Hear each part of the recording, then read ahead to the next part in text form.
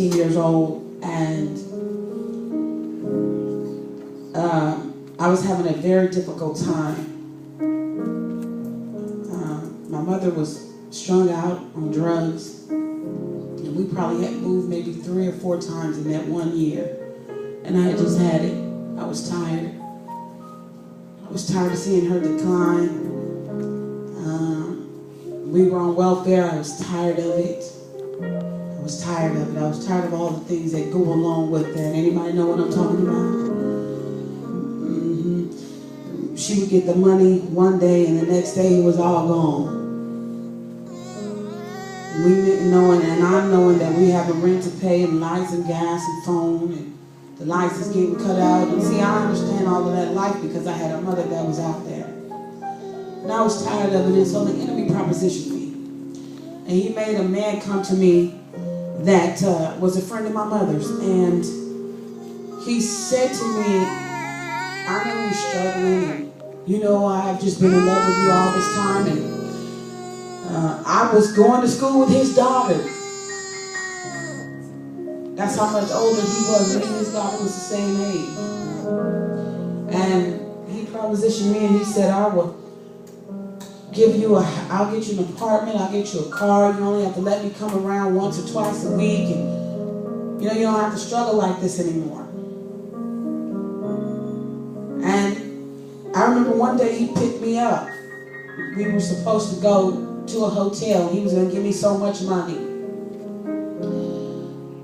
And I looked out the window and I said, God, if you're real, give me the strength not to do this.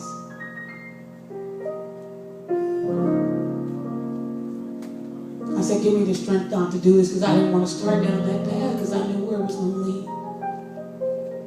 I looked out the window and I looked across the street, and Cherry Avenue was across the street.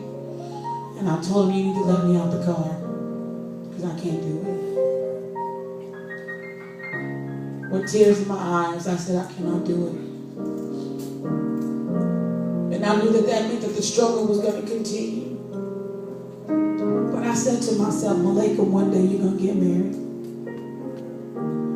Even in my struggle, I knew that God, I didn't know how he was going to do it, but I knew he would. He said, one day you're going to get married. You don't want to have this seed come back to you. You don't want it to come back to you.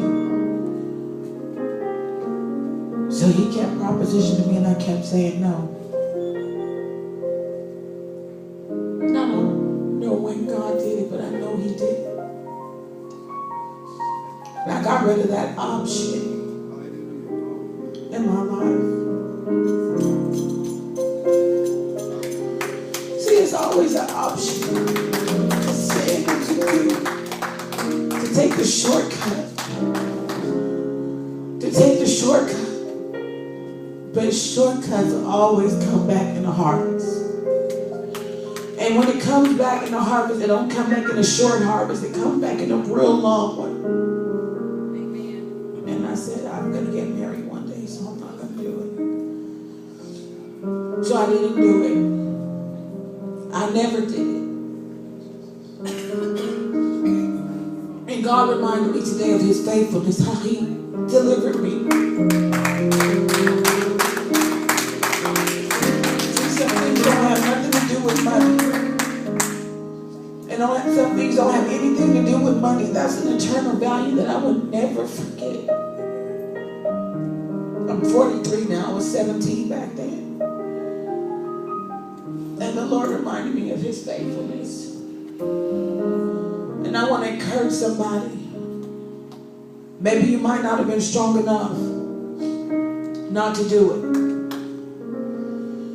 But there is still a God that I know that will help you. He will heal you. And he will even help you handle the harvest. He will help you handle the harvest of the seed that you sowed, and he will put grace on you. He will put grace on you and grace you to deal with that seed that you sowed. And his grace might be 30, it might be 60, it might be 100 folds, but whatever it is,